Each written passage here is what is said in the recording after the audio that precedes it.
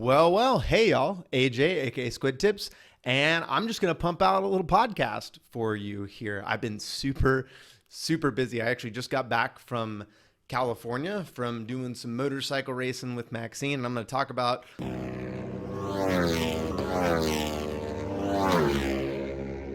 motorcycle stuff's gonna be at the end, and I have plenty of things to talk about. I replaced my chain and sprocket. I want to talk about kind of the world, the things that are happening, more current events things.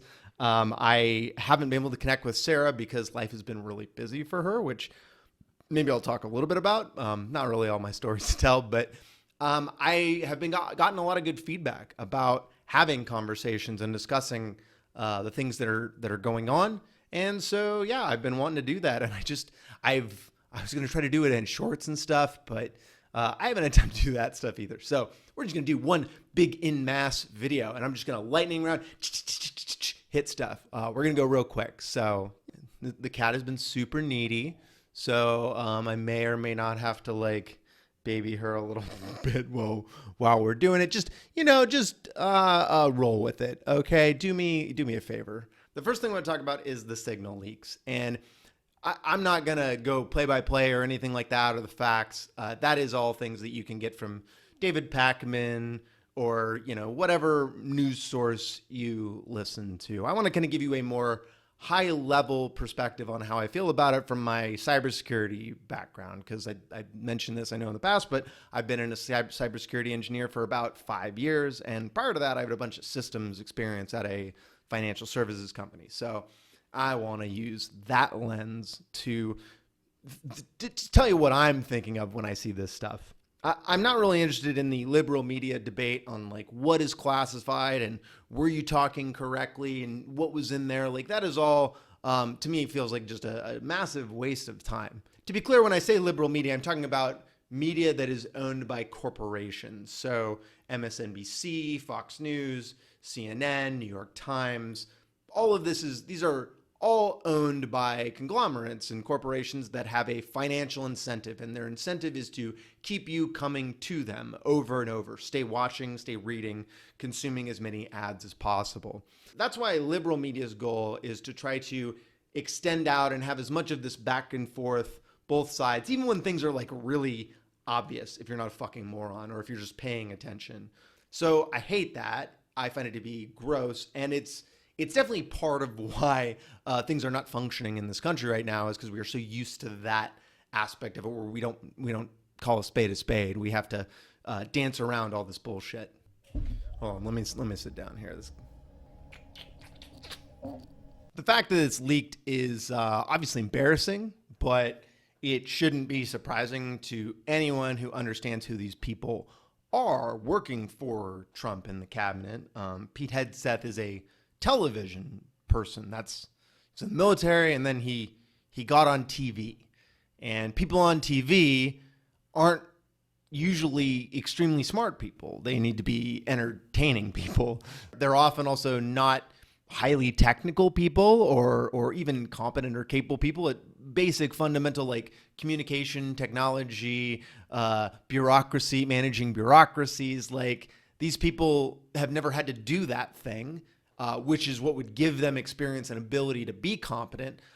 They just bitch about it on TV. And that gives some people the perception of expertise, but it is not actually expertise. The way that the people in the chat talk about, killing innocent civilians, doing the strike, I also find to be gross. But this is baked in to the reality of who these people are. I wouldn't expect anything different. So it's not surprising to me that this is how these people talk, with like fucking fist bang emojis for killing people. It's like, these people are sick. But what I have been thinking most about is how this situation demonstrates that there is a massive lack of transparency and accountability in this administration, which is unique to previous administrations.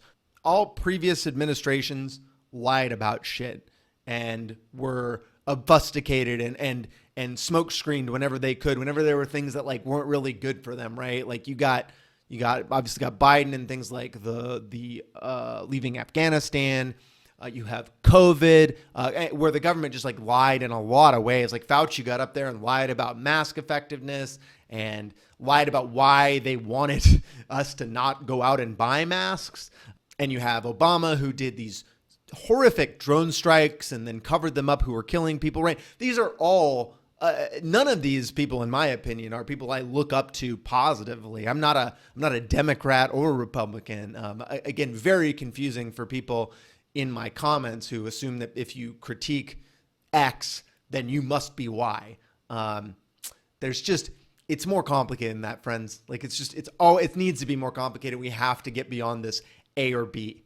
What concerns me most is that we found out about this because a journalist was accidentally added to a chat that is happening about government actions outside of government systems.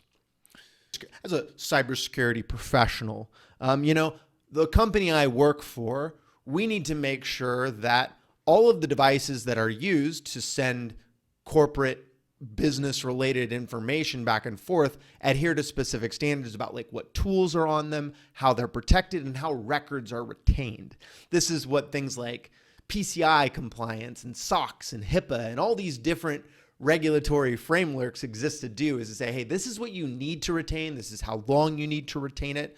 Where I work now, we do not need to retain records as long, but I previously worked at a financial services company and we backed up everything, every database, every file dropped on a file share for 7 years onto tape drives in the event we needed to recover them in order to prove something, which we had to do sometimes. But the simplest way to get around all of these controls is to just use a device or a system that is not a part of that. So even though work might give me a cell phone, I can go get my own phone and use my own phone if I want to and call the same numbers. And that's what happened here, is all of these people are using side channels that are not conforming to the same regulatory like record retention and ability to then go back and someone to investigate it and see what the hell happened, who said what. That's not happening. And that is what I find to be the most terrifying about this. And I'm sure every administration did this before, but there is no doubt in my mind that this administration is using it to hide their crimes. And I think we have to just make assumptions that far worse things are happening, and it's far more gross and disgusting than even what we see. So although, I don't know what we can do about it, I would love for people in some sort of elected power like Democrats to really push for this. And if you believe in those people at all, and are pressuring those people at all, great. I encourage you to fucking tell them to make a really big deal of this. What I've learned from this situation that I've already knew is that the people involved in this text chain are idiots and dullards who do not know how to use technology, and how these people in power get away with their crimes simply by not writing them down, right? By not making it easy to show, because they expect that they'll get away with it, because they really do. They really do think that we're all very stupid. That's the other thing. That's the other huge takeaway, watching them lie about it just in real time and like not getting their stories straight between each other. This is the worst group of criminals ever. I hope if you're out doing crimes, which maybe we'll talk about later with the protests in Tesla, if you're out doing crimes, I hope you're a better criminal than all these people, because they are just the worst criminals. And it's obvious that they are used to talking to very, very stupid people because who they have power over, because they think that we're all just going to go with it and that none of us see through this, or that we won't have a memory of it. And that might really be the thing that works out, unfortunately. But I don't think so. I think people are going to remember this shit. And so moving on, and I'm going to talk about Elon here, but I think that I want to give you an analogy that I think will maybe help you understand the government as it's happening. I've realized kind of over time is that a lot of people don't really understand how the government works, like how a giant bureaucracy works. And the truth is, from my experience working in that bureaucracy, having to like do litigation through it, knowing people who are federal workers. I was married to an air traffic controller for a decade. I can tell you that from my experience, the government works like a giant company does. It just kind of works with different priorities, because in a government, there is less of a concern. There's still concerns about budgeting and things like that, but it's very different from a company. Like how a company decides what to prioritize versus how a government decides what to prioritize with its resources, two very different decision trees. For any Fortune 500 company, the CEO of that company is a figurehead at best. Trump is the CEO of the company of America now. And like every other CEO, he is very checked out of the day-to-day of what is happening. No CEO truly understands what their business is doing, like what a line level employee, like Tim Cook has no fucking clue what an Apple genius has to deal with on the day to day to day. He just doesn't, not anymore. Like he may have at one point, but I guarantee you that, because unless you sit behind a fucking Genius Bar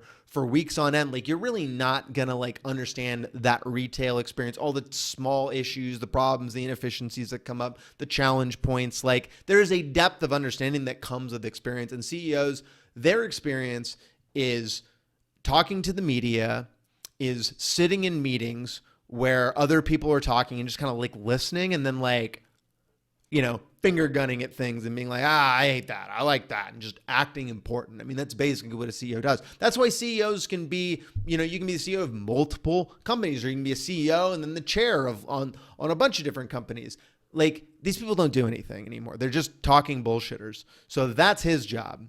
And that's what's different about the first administration to the second administration is now Trump has Elon.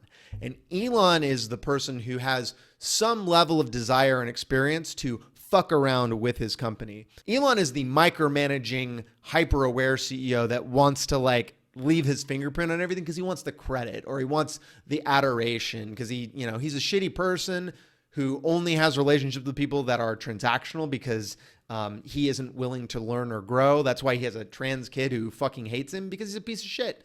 And instead of changing and adapting to care about his child and empathize with them and realize, oh, maybe I've got some fucking growth to do. No, he said, fuck that woke mind virus, right? That was the thing that seemed to really run him off the fucking edge. So yeah, he's got Elon, and Elon is basically the hatchet man. I've used this analogy before, but this is a hostile corporate takeover. That is what is happening on the government right now. They're walking in, they've just bought this company, and they've got their hands together, and they're just like, what are we going to do first?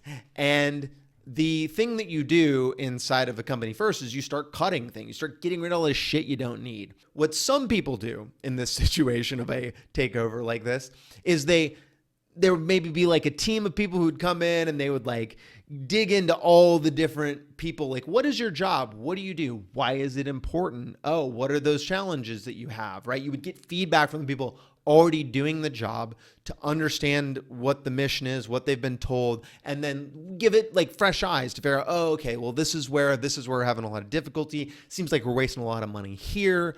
Let's dig into those things. Like you would take an analytical approach to it, because if you don't do that, you run a lot of risk of disrupting things. And so again, if I'm a retailer like Apple, and someone comes in and starts just firing 80% of people, or whatever, and or cutting entire programs, like without even talking to people, that is a recipe for disaster at that company, because you don't even know how things are interconnected. Giant bureaucracies and giant corporations like this, like things are interconnected. Like projects are year long. Like you have to forecast things farther than next quarter, although they do spend way too much time focusing on just the next fucking quarter, which is part of the problem of capitalism. Elon is walking in, and he does not respect or care about the government at all. He doesn't know about the government. He doesn't want to know about it. That is why he is just laying people off and firing people without understanding any of it. This is a hostile takeover. This is not about continuing the project and the mission of the company as it existed. It is about having a plan and ideology, and it is smashing and forming that company to whatever that plan or ideology is, which we already know what it is, right? It's like the starting point, I think, is the Project 2025 from the Heritage Foundation. Like that's your starting point. But now it is its own thing where it's what Elon is doing and literally just his vision as long as it kind of is rubber stamped by Trump, of whatever he wants. So I think that might be like obvious to some people, but I think to a lot of people it's not. And I think that analogy is really important. I know I hear the term like bringing a chainsaw. Like I really do think hostile takeover is the most apt term. And if you understand that, like you understand what's happening and you can make decisions off of that, like selling all your stock like I did. I'm going to come back to Elon because we're going to talk about protests, but I want to talk about, and I was going to put together a whole video of it, but again, it's just like, I just don't have time. And this is important, you know? And I think it's important because I'm making massive life decisions off of what I see now, you know, just public information, and other people aren't. I change the light. Leave me a comment and tell me which light you prefer. Maybe I'll keep changing the colors and see how we do. So I released that video about revolutionary optimism, and the core part of that was that my goal is to not give up and not to panic. And I don't ever want to tell you anything with the intent to panic you, because again, I don't think panic is a useful emotion. Panic puts you into a dysregulated state cognitively. You are not operating in a logical state. You're operating off emotions. It's not good. Emotional decisions are not logical decisions, so they're more often to be prone to error. Maybe we make them too fast, or we don't consider everything. But personally, I would always rather hear a hard truth than a comfortable lie. A hard truth allows you to prepare for a bad thing. It allows you to make decisions now that could potentially reduce your suffering emotionally, monetarily, physically in the future. If you're watching this video, I have more in common with you than I do with Elon Musk. So I care about you way more than him. So I'm just going to tell you what I'm doing and why, because your life, like mine, is going to get more difficult in the future in ways that are predictable, and so we can prepare for it. This is from my reading of watching news. The way I get information, the way I determine like what is happening in the world is I listen to a couple of liberal information sources. I listen to Pod Save the World, which is like a bunch of ex-Obama staffers.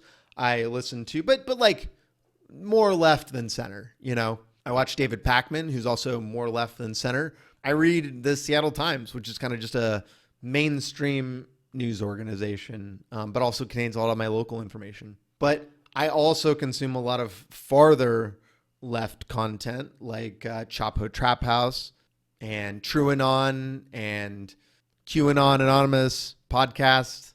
And I spent 7 years at a financial services company. And I've been someone who built a career. I survived through 2008 and through COVID.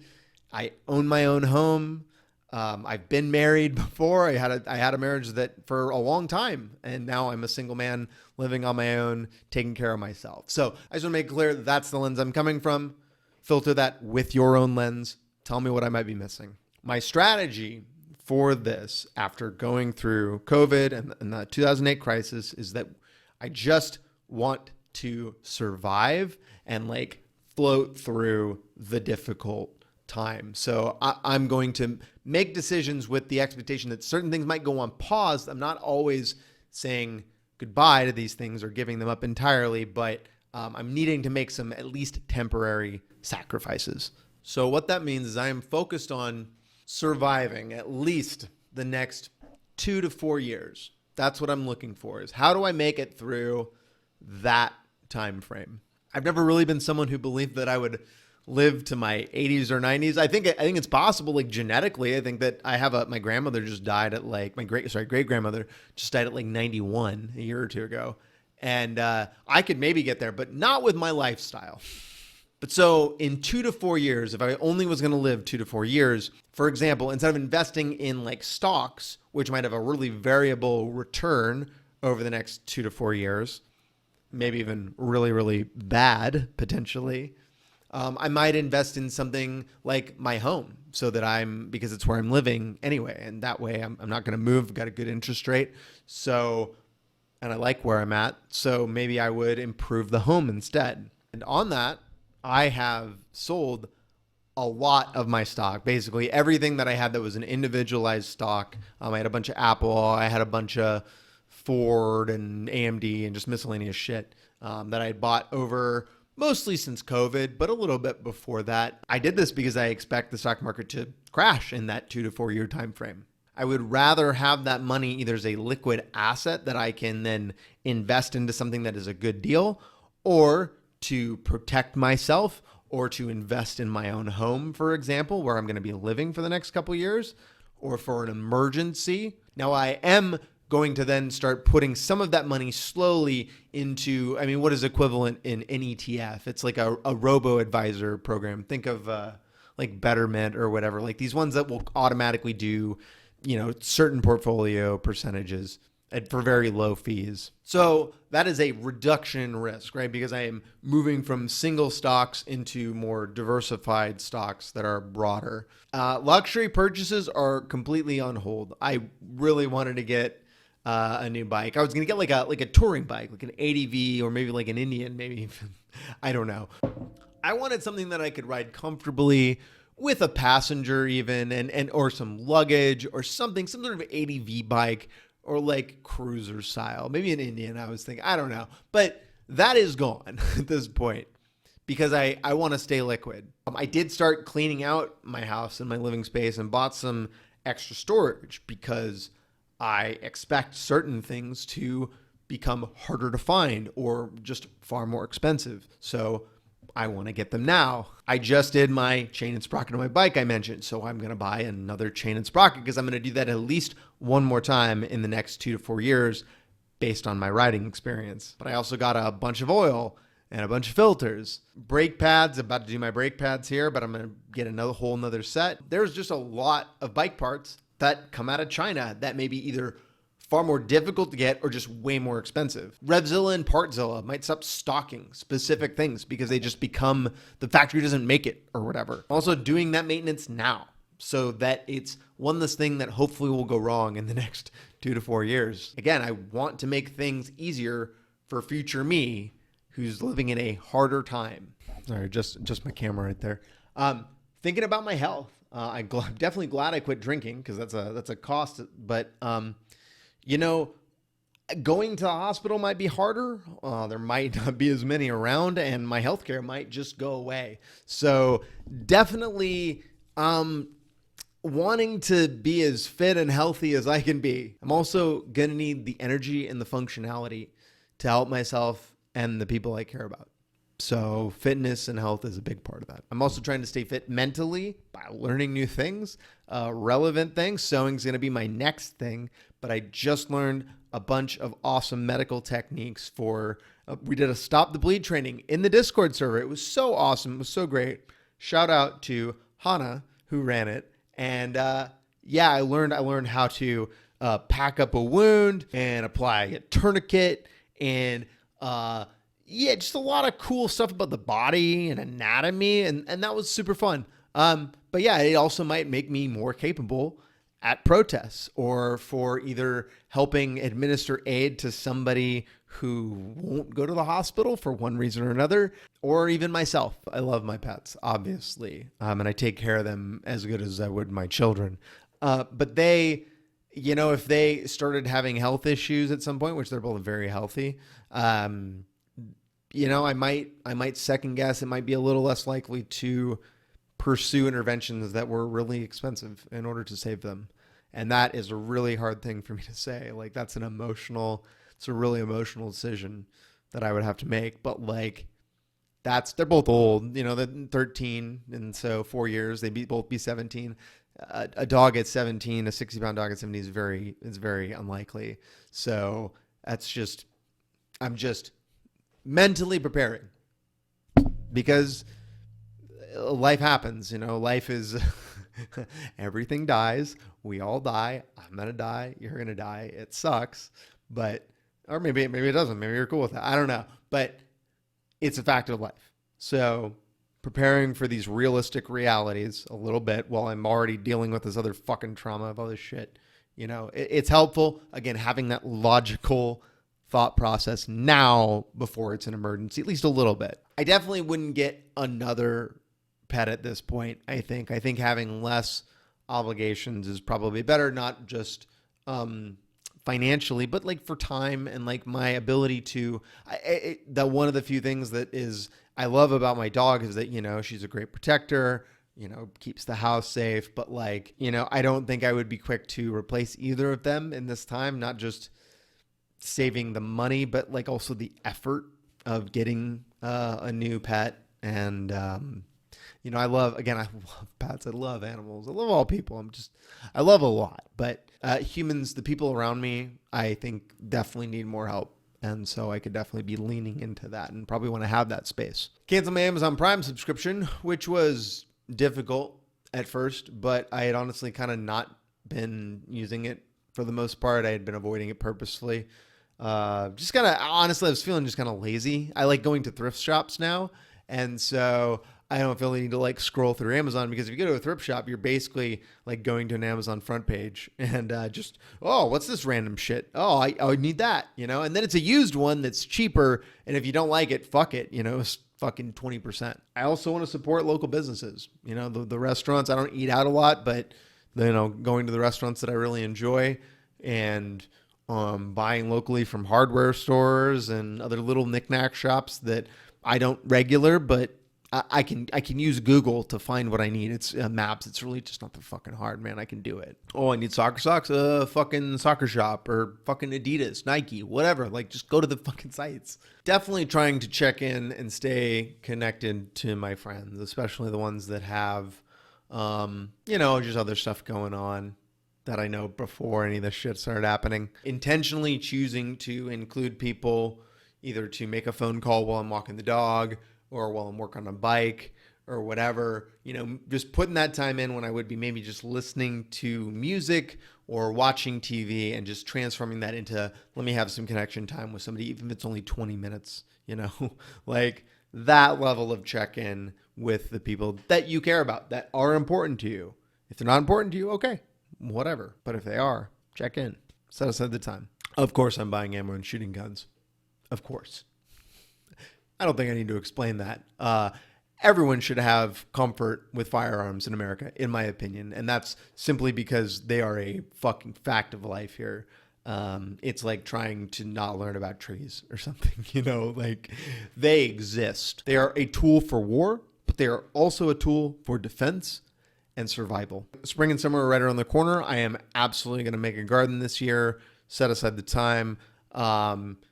Even just learning to grow your own food is I think important. It's an important skill I think we should all have.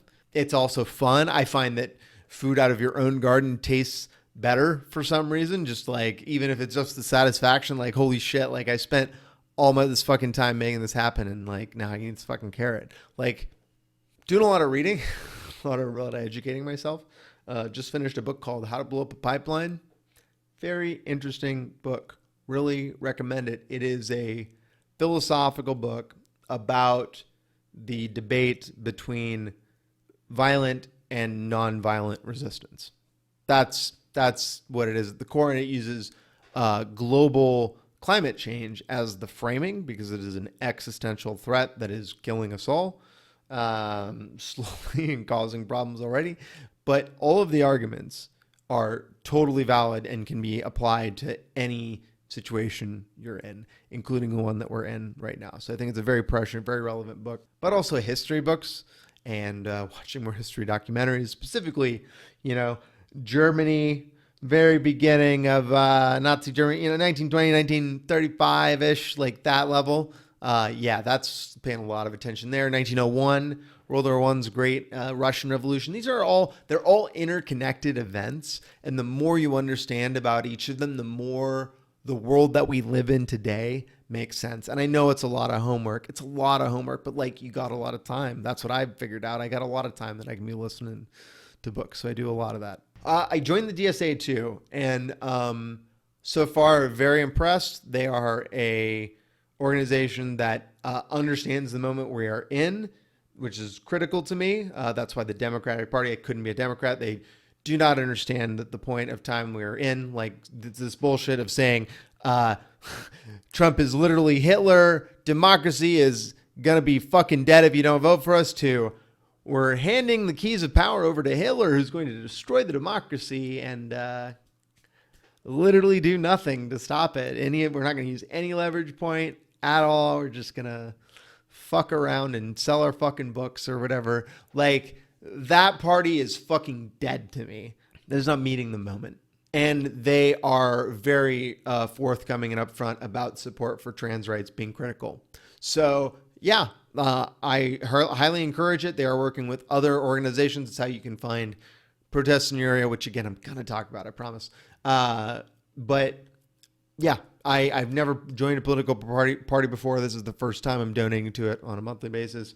I encourage you to check them out if you are interested in getting involved in your community, mutual aid, and fighting back against this administration, because that's what they seem to be into. You know, on the mutual aid front and community front, one of the solutions to what is happening, right? Because the government is being destroyed, and it's never going to come back. Like, part of the reason I'm like, this is an emergency moment is because that is what's happening. Again, I was married to an air traffic controller for a decade. Imagining, like, I could tell you that very confidently that well prior to this moment, air traffic controllers were overworked, many of them working 6 day a week, required for years on end, forced to. And they did it because they're paid well, but burnout is just massive because of that. It's one of these jobs like a cop where you have to pretend to be perfect. Otherwise, you will be punished by the administration. If you are detected to be, like, if you have depression or even like ADHD, like any being neuroatypical at all, it's just all of it is just considered to be like, oh, nope, you're out. Like, you might get an office job, or you might just get kicked out and like lose your opportunity. And like, when you are an air traffic controller, like, you have a very specialized skill set. It's like, that's what you can do. And if you can't get a job at another air traffic facility, like, you basically have to rely on like a previous career or something like retail. Go back to go wait. And like, that's hard to do when you're making they do make a good wage. But anyway, the point is, the systems were already fucked. They were already underpaid. They were already understaffed. They were already using out-of-date technology. That's why a lot of them are the bureaucracy is super inefficient, is that we've not invested enough in these systems. What I saw in these facilities, because I went in, super interesting and cool, but like, they are using shit that is like, I'm talking like, it was modern in the 80s, like 81. Like, this shit is so out of fucking date, and like, nobody knows how to like do that transition. Like, it's difficult. It would be an expensive transition. Again, for my cybersecurity, putting on my infrastructure and cybersecurity hat, like, what a nightmare it is to try to transition that system to something new. I mean, you would have to do it tower by tower, and you'd have to change the whole fucking thing. But there is so much technical debt in these systems, and like, taking more money, like the middle class is fucked. Like, the middle class is already so fucking strained, like, and they won't take the money from the wealthy people. They will not take the money from the upper class, from the people that are fucking from these fucking billionaires, from this top 1%. Like, they will not take their money, because they're the ones buying the fucking elections. My point is, relying on any of this shit to come back and be functional is not what we should do, because it probably won't. It definitely won't come back. It can never come back. Many of these things can never come back to what they were from where they're at now. They have to be rebuilt, and that's going to take time, and a lot of people are going to get hurt in the interim. They're going to suffer, and it's going to be harder, right? That's the shitty part about it. So we have to build parallel economies that support the people that used to be supported by the government, but collectively within our communities. So that's where getting involved in your local community, that's what that comes in. Pitching in to your local community via mutual aid programs that are feeding people, taking care of people, like picking up the pieces of where the government is leaving them behind with that, whatever issues they have, addiction, domestic issues, like whatever, childcare. Like, there's a lot of shit that people need that is just not at all being taken care of by the government now. And it's going to get harder and it's going to get worse.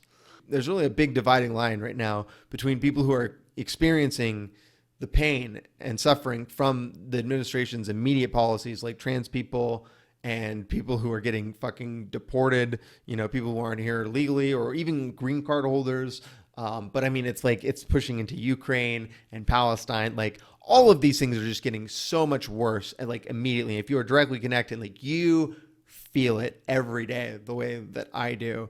And then there's people who are like not like directly connected to those communities, which is a lot of people, and they are not yet feeling it directly, but they're concerned, you know, and like it's coming. So yeah, and if you're one of those people, like I get it. My parents are like this. They're just retired people. They're very kind and very caring, and like, but they've just retired. They're enjoying life, and they are not checked into reality, and they're aware, but like they're not, you know, where I'm at all. And I get it. I am taking time to appreciate what I have today whenever I can. Slowing down in a moment. Again, I'm here. I'm recording this video right now that I'm going to put up on YouTube, and I've got my cat here, and I love my cat, and I'm just going to take a second while it's here, while I'm remembering to do it, to be glad that like I'm safe and she's safe, and life is mostly good for me right now, because this is what's going to get me through the hard moments. This is what I'm going to pull back to. I'm going to remember the good times. I'm going to hope for better times, and I hope to bring them back. Nothing is forever. Change is inevitable. That's why conservatism at its core is just not a logical ideology. You just got to keep going forward. Okay, had to pee. So cat's gone. Changing up the video up a little bit so you've got some diversity in what you see. All right, so let's talk protests, because tomorrow I am definitely going to go to a protest at a Tesla dealership. I don't know which one yet, but I'm going to bring a homie. So if you're not aware, we are just moments away from the Trump administration basically saying that if you don't buy a Tesla, you're a terrorist. That's like, we're just like right on the fucking edge is what it feels like to me. What they have actually said is that they have compared Molotov cocktails, or like burning these Teslas, to weapons of mass destruction. Literally used the word, called it a weapon of mass destruction. And that doing this was an act of domestic terrorism. The at worst shadow president, the at best hatchet man like administrator of this administration, is also the richest man in the world, and also owns a car, is a big part of a car that is like a specific brand of car that is a luxury car. And people don't like that he's there, that he's getting a bunch of government money, or that he's fucking with things that they really need, or he's just a giant piece of shit who is clearly, if he's not straight up a Nazi, like he doesn't care about being like doing things that holy shit look really fucking close to being a Nazi. I mean, I just would never do it. Like, why would I ever want to do a Nazi thing, even as a fucking joke in a world where real Nazis absolutely exist? I don't know if Elon's a Nazi, but I do know that he is the richest man in the world, and he is not solving any real problems with that fucking money. He's just hoarding it like every one of these other motherfuckers, and that is hurting the working class. That's what I know. And he's a piece of shit, and that's why billionaires should not exist. You shouldn't let people get that much money. You cannot be an ethical person and make that much money under capitalism. You should be spending that money. You should be getting rid of that money somehow, donating it all, ideally, like even holding it like the way Warren Buffett is. Like none of that is ethical to me. Sorry. I cannot imagine what it would be like to have $1 billion and I'd be spending all of that money trying to actively help like solve major problems, like not through fucking politicians, but through direct action. So anyway, back to the point.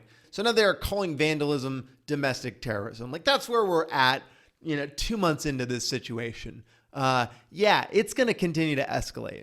And what they are doing is they're trying to pick off the weakest, easiest pieces to get. So there's some important things that you should do. I'm going to put a link up here on the screen, and I'll put it in the description as well. But I'm just going to read you some of these things here. So you have a sense of like, if you are going to a protest, I just want to talk about what are some things you should be thinking about for security reasons. So I'm just going to read some bits and we'll dig into it. Protect yourself and your community while protesting or attending any kind of action where risk, and surveillance is higher. Here's what you need to know. This is for anyone attending protests, direct actions, demonstrations, or events where police presence is expected. So should you expect the police? I think you should do some Googling before you go if you're not sure. on what protests previously in your area look like. There has not been a significant police presence in the Seattle ones, but it has been there. So I would definitely prepare for it. But that isn't to say there isn't likely to necessarily be police activity. But I will say that as time goes on and as tensions continue to build and as it becomes more difficult and people get more frustrated, it's probably going to get more and more police presence everywhere. So prepare for that. I mean, we're not even in the summertime. It's still the cold times. We know social movements have been surveilled, infiltrated, discredited, and obstructed by government agents, local cops, FBI, CIA, NSA, for decades. The rise of technology means we're all being tracked and profiled, even if you've never been arrested. But there are actions we can take to protect our movements. This guide offers some simple things we can do before and during protest actions to keep ourselves and the most vulnerable folks in our movement safer. That's another important point, is that these actions, and don't think of operational security. You have to think about it for yourself and for other people. And that's something that I've had to do. You know, someone who more naturally, I feel like I'm walking this balance because I want to encourage people to get out there and do it, because I think that this is what has to happen, is we have to, as the book How to Blow Up a Pipeline describes, we have to raise the cost of reigning over us. We have to become the liability, the cost that they have to start factoring into their calculations in order to bring them to the negotiating table to fucking do something. They have escalated this conflict by walking into the government and deconstructing it. We have to escalate as well. And that is, of course, through peaceful protest, using your First Amendment rights that have existed.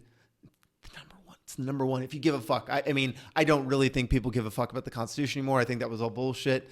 But if you do believe in the Constitution, or at least believe in the principle that the Constitution wrote down, which is that free speech, the ability to say, hey, I think something's fucking wrong here, is like paramount.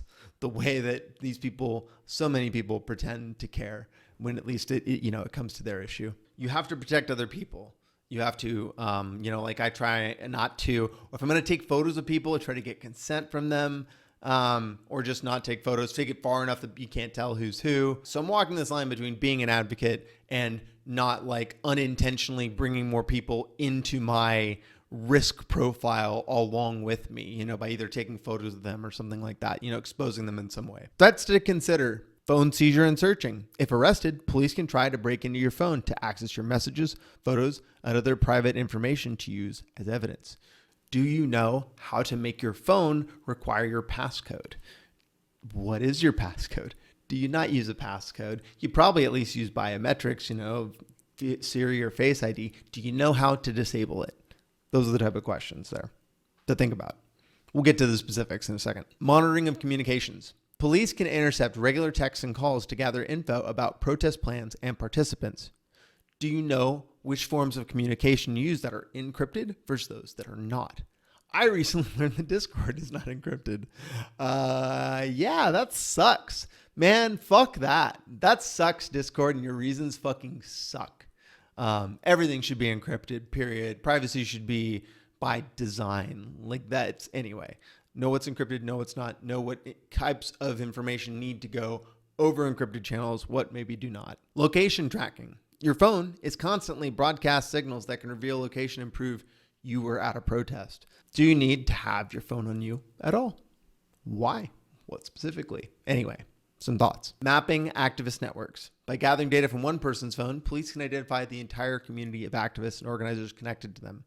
So, for those of us kind of going there our first time, probably not a huge concern there, but, as you go along and as you meet new people, in the same way that, think about what The Wire, right? Like there become networks of people and that can be used potentially to, they're already, getting rid of people they're already talking about like denaturalizing people, that's already on the table. So I'm being loud because I'm a white guy with enough money to afford a lawyer and very, very much a natural citizen, fucking American, several generation American. Okay, like good luck.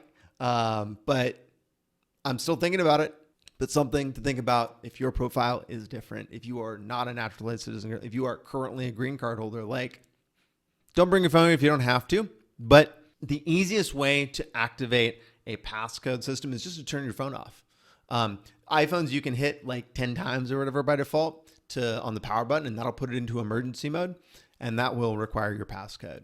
But definitely have a passcode, at least a 6-digiter, in my opinion. Passphrase is better, definitely. And honestly, with modern, if you have like the modern phones, the modern like Face ID and shit, like, it's so convenient to just have a really good passcode. And definitely practice putting that thing into emergency mode. Like, don't just like think you're gonna do it. Like, make sure you know what it feels like in your pocket or whatever. Powering off's better. iPhone, it's just the power button and the plus button. Just hold it, or Google your fucking phone. You can figure it out. Part of being a good leftist, part of this is doing your own research. Critical thinking. I trust you. It's okay to ask ChatGPT if you really need to. So airplane mode is not enough. Make sure you disable GPS location tracking if you do end up taking your phone. Passcode 10 or more, random digits. Just something that is longer than 10 digits. Just it's harder to crack. You can disable your biometrics. That would be awesome. You're not going to be whipping out much anyway, right? Like, what are you going to be doing? You're going to be fucking waking up to watch fucking TikTok, right? You're paying attention. You're chanting. Like, it should be in your bag or something if you need it, really. Unless you're waiting for a call. I don't know. I don't know your life. Update it. Start using things like Signal. And you can set up things like disappearing messages too.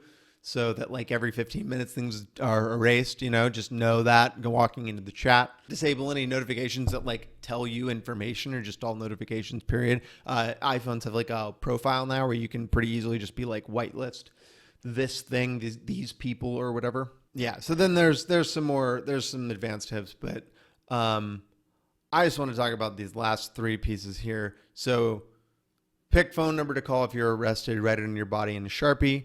That's great. Makes sense. I would maybe say something different, which is that maybe tell someone what's happening. Hey, I'm going to this thing. Here's who I want you to call. If you don't hear from me by X, like, let me please contact these people. Let them know what happened. Like, that's kind of what I would think. But I that's me being the advanced planner. I would think, what needs to happen if I got arrested? Well, my animals need to be taken care of, so I got to notify my neighbors and my parents and or whatever. Like, this chain of things needs to happen to take care of things. So think through that. I would definitely hide your face. There's just so many AI cameras and shit now. It's fucking scary, man. Like, some of this shit is scary. And I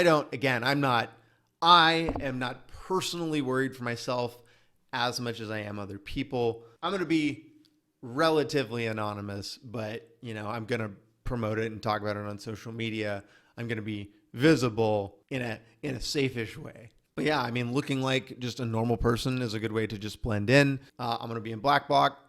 It is whatever makes you feel comfortable. And maybe think about how you get to the protest. Do you want to really park like right in the parking garage at the fucking Tesla, like right behind the Tesla dealership? Is that what you want to do, where all the cameras and shit are? Or do you want to maybe park like down the street in a park that you've actually looked at and there's no cameras there? Maybe that's the plan. Maybe even looking like, what's your direction getting there? Are there home cameras there? Like, how many do you see any Ring doorbells? Like, I'm not saying that's totally necessary, but you could think about that stuff. Police have fucking direct access to that shit nowadays without a fucking warrant. So yeah, I am going to the Tesla dealership, and I don't know which one yet. I'm excited to see what's there. I expect way more people to be there than last time. And there was hundreds of people there last time. Still have yet to see any counter protesters other than people online talking shit about protesting being stupid. Those people are I don't know what the fuck. I don't know what they think this country was built on. It's just liberalism, I think. Just more liberalism. I'm gonna look this up. How much this car cost? Was it 100? Was it more than 100? 200. Do you know trans people? Do you know any trans people? I know trans people. You know what the man who built this car is doing? He's kicking them out of the military, fucking up their whole lives. They can't get green cards. I got a trans friend from Canada. She can't work because they're not gonna let her fucking change her green card because the stupid gender marker bullshit that this man is stoked about. Yeah, it sucks. You think this is uncomfortable? Imagine being a trans person in this country right now, watching people pass laws making your life illegal, making your medication illegal. Imagine that. Can you imagine that from your $200,000 car? Maybe think about it. The Democrats have hopefully found a message, which is the thing that I hope that you realize, which is that if you are having conversations with people, which I hope you're doing, I'm doing it too. What I hope you have realized is that I think the best way to be approaching these is by, when you're frustrated with somebody's about, let's say something trans sports or whatever, right? Like people are still bitching about this. I think that the message is, hey, we can talk about that if you really want to, but like, can I ask, why are we not talking about healthcare? Like, why are we spending so much time not talking about the housing crisis? Like, what are they fucking doing for us? Like, where is our fucking money going? Like, what is happening? Why do you believe what Doggy is doing is happening? Like, where's the fraud that you're talking about? Like, why don't you care about that and you care about this? I think that's the frame, and I think the best way to do it is to know that person and to focus on something that that they should care about. Like my grandfather recently. So a good friend of mine I reconnected with at my 20-year high school reunion, because I am a 38-year-old man. Some people are surprised by that. It's always nice to hear. I never get tired of that compliment that I don't look 38. So thank you. Soon to be 39. Anyway, I didn't know his politics at all, and obviously mine are on my fucking sleeve. So, but he reached out to me. So obviously I didn't think any of that would be a problem.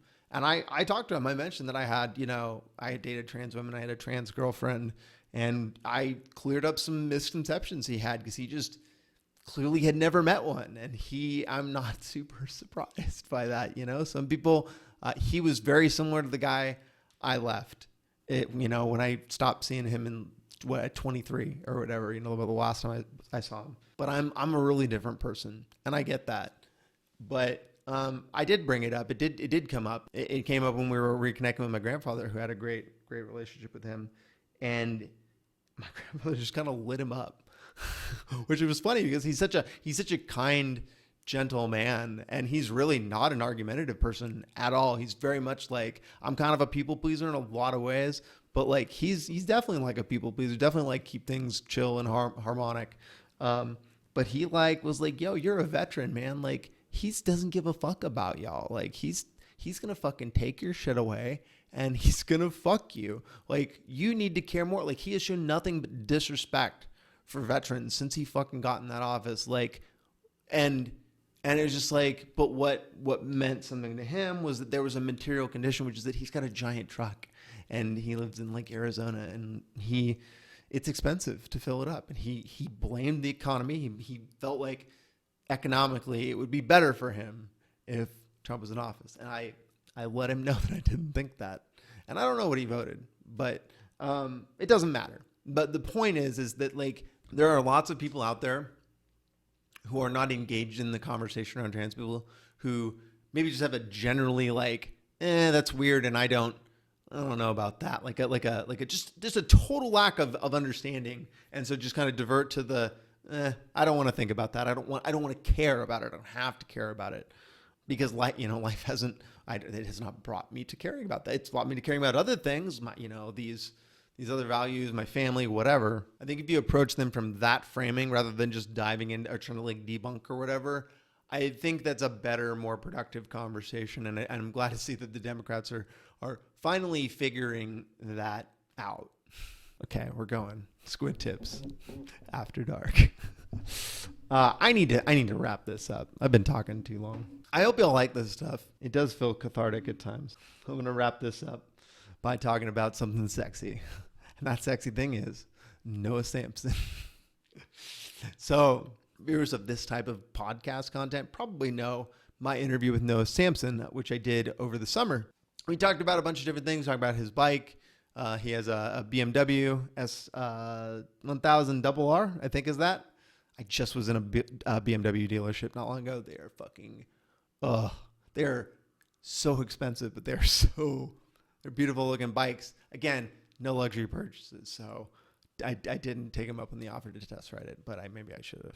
But we also talked about, and I don't know, maybe this wasn't all on camera, but we talked about like how he had kind of like wanted to do more with his channel and wanted to do, because he was making content that was like react content to other YouTubers or like TikTok people. And I thought I really liked the perspective he brought. I thought it was a really positive. I think it needs to be more like positive, masculine people out there just like making content. And because there's this, again, it just to have something out there in competition to the fucking shitty Andrew Tates and like these other men who are just very toxic, very shitty. But he mentioned that he just like hadn't found a thing that like he wanted to do something more substantive. And he's found it with this Israel Palestine coverage that he's doing. It's great. I can tell he's very passionate about it. Like I'll be honest, I have not paid a lot of attention to it because I realized after talking with John the Duncan, which is another great interview I watched we talked about masculinity there. I thought that was great. It is a genocide. And he talks about the way that YouTubers like Ethan Klein, who I don't watch his fucking content, but I know he's popular, and Destiny, who I did watch his content, but actually he helped me realize that like in watching it and realizing is like, I actually stopped watching Destiny when he started talking about Israel and Palestine because his liberal perspective around it, where it's just kind of like, well, we just need to force something at this point. Like it just did not comport with my morals and values, which is why he's a liberal and I'm fucking not. So yeah, if you're like me and maybe you haven't checked in and you can't just like mainline it all the time and you want a really cool summary of what's going on and like maybe you're ready to catch up a little bit, to understand what's going on that front like I am, I recommend Noah Samsen's videos. Go check that out. What I mean when I say liberal is people who have a mindset of like what is best for the individual, it is what's best for society. Like it's just a very like self kind of centered perspective on like what is good. And what is good for Destiny is that this is an inconvenient thing that is like, it's just clear that this is this and that is that. And this is what the end state needs to look like, regardless of like, from like a pragmatic, like expedient lens. But we're killing people and it doesn't need to happen. And it's horrific and it's creating things. It's creating more risk and danger over here because you cannot kill these people off. Again, like at the end of the day, like it doesn't work. It just creates more terrorist cells. It creates more, terrorist cells. It creates more groups of people who are fucking pissed off at America and Americans. And eventually they're going to fucking figure something out, like how to strike back. I think what Noah's doing is calling a spade and letting people know who these people are and what they advocate for, because I think that, like me, right, it took, and with Vosh and Destiny, even, and it really seems like he shared nudes or leaked nudes of people he was intimate with to other people without consent. And that's really fucked up. It's a really fucked up thing to do to someone and then not make that right with them. Yeah. Fuck that. Yeah. You have to make these things clear to people because I think it does shave people off, because it shaved me off, and having language and like having someone show me it and remind me of that is like very, with my brain now, like 2 years later or whatever, however long this fucking thing has been going on, whenever I stop watching him, like that reminder is like, oh yeah, that was totally why I stopped watching him. Light switch about what that said about me and how I had grown and changed. Like they're doing breakdowns of these fucking drone strike videos and stuff, like it's a cop shooting of like, well, we can see from this angle that, and like that's so fucked up, because again, that's the liberal media like stretching it all out for fucking content. Like we can't look at the larger systemic picture and say, holy shit, a lot of people are dying. This is so unacceptable. There is just so much manufactured consent for conflict, for war. And yeah, I mean, like I've even gotten to the point where I'm like, I've had conversations with people and it's like, an opinion I'm scared to talk about, but it's like, I look at the Ukrainian war now and it's like, I've been thinking like, this doesn't seem good for Ukraine at the end of the day. like maybe it would have been better to just let them have it. Whatever region, I don't know much, right? And again, I'm not coming from a highly intelligent place. I'm just zooming way out and seeing how much death and destruction there has been, and like, what if just coming up with something where it was like, you can have this, and then maybe people wouldn't be dead and dying. Because the thing is like the justifications I see for things like war, the way they're like Ukraine supports it, are like polls from places that I don't necessarily know or trust.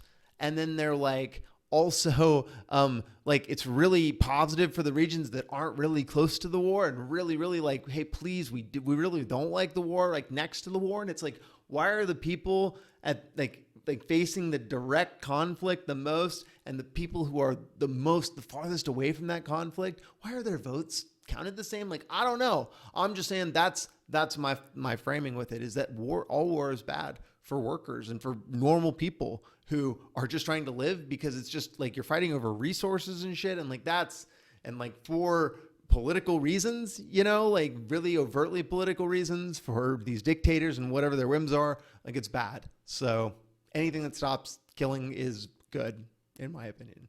That's kind of the framing. Tell me where I'm wrong in the comments. I'm totally listening to hear it. I'm interested. And then Vosh. I don't know what Vosh is up to. This is just a random kind of end of the video thing. But he, I get comments from people that are like, you know, at post the election, that apparently he's turned and started blaming it on like autistic people, and like saying that they made people too mad at the left to enforce them to vote for Trump or something. I don't know. That dude is a massive liberal. Dude is not a leftist at all. If you haven't watched my video about him and motorcycles, you should, because I literally love that video. I had a lot of fun making that video. Oh, fuck. I said I was going to talk about motorcycles. Oh, shit. Hold on. All right. We'll go hot pink for this last one. I'll show you pictures of my sprocket here. But the way I figured out I needed a new one was that I was doing a wheelie. And when I did the wheelie, I could hear it skipping links. You know, it was like...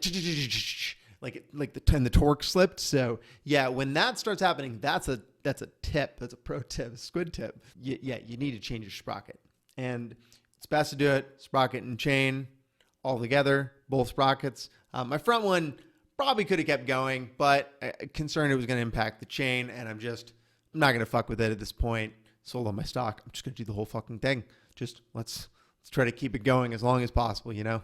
Might be doing more hypermiling these days. The hardest part about the process was removing and resetting the rear tire, specifically resetting it. The first time, I don't know what happened, but like I took it all off, put it all back together. I thought it was just fine, but the wheel just did not spin. Something was fucked with the axle. I had all the spacers in correctly as far as I could tell. Obviously something was fucked up, but took it all out, did a way better job, cleaned the axle off completely, re-greased it, put everything back in.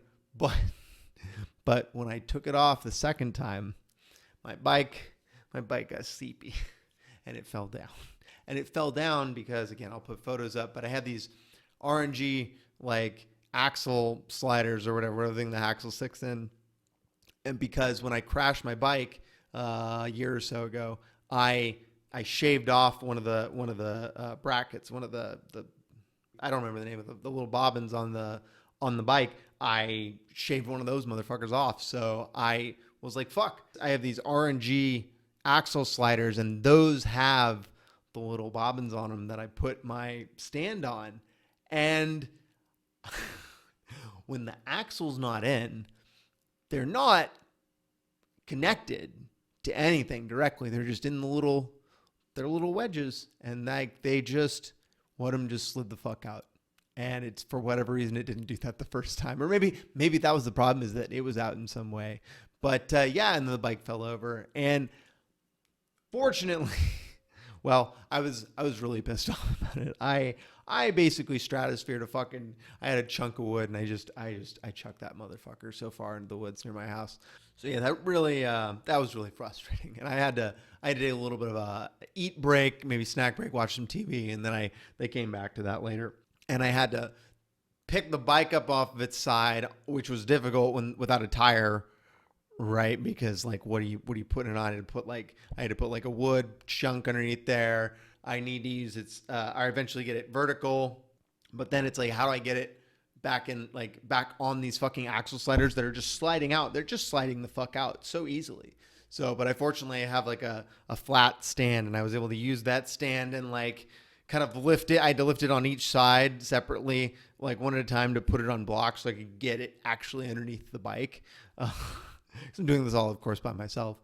And then I get that thing up and I get it in, and I took my time. I built a nice little ramp out of 2 dishwasher like stands or whatever that had just been sitting in my house waiting. I was going to send them to the Goodwill here recently, but I repurposed them right before that. That's a tip. Again, squid tip here is like, get something that like holds your fucking rear tire where you need it. It will save so much time and effort. It is absolutely worth it. Make something. It's not difficult. Again, like you can use like blocks of wood. You could buy the expensive stands if you want, but you know, just something. Yep. So I eventually got that back together and it worked perfectly. First time, just had to readjust the chain one time. Oh wait, no, I had to, that's right. The rear brake didn't work. Yeah. So I had to bleed that, which I had never done before. I had kind of separated a small part next to the bleeder valve, and it was leaking. So the thing that took me the longest was figuring out how to use a vacuum bleeder. Once I figured that out, it was pretty fucking cake to do. So that was really nice. And that's good too, because I need to do my front brakes. I'm doing that this weekend. Yeah, did the oil and filter for both the R1M and the WR250. I don't think I'd ever done the WR250s, or maybe I did. It's been a long time. I've done way too many wheelies since then. All right, I'm going to sign off. But before I do, let me show you this. My shirt. I like going to Goodwill because I get random shirts. That can be for specific moments. We just gotta get through this. So we're gonna keep getting through this. I'm gonna keep updating you however I can. And yeah, let me know what else you wanted me to talk about or not talk about. I can talk more about bike stuff. That's fine. I'll just check in on that shit if you want, and I'll go. I'm doing more of it. So let me know in the comments. Until next time, ride fast and take chances. Love you.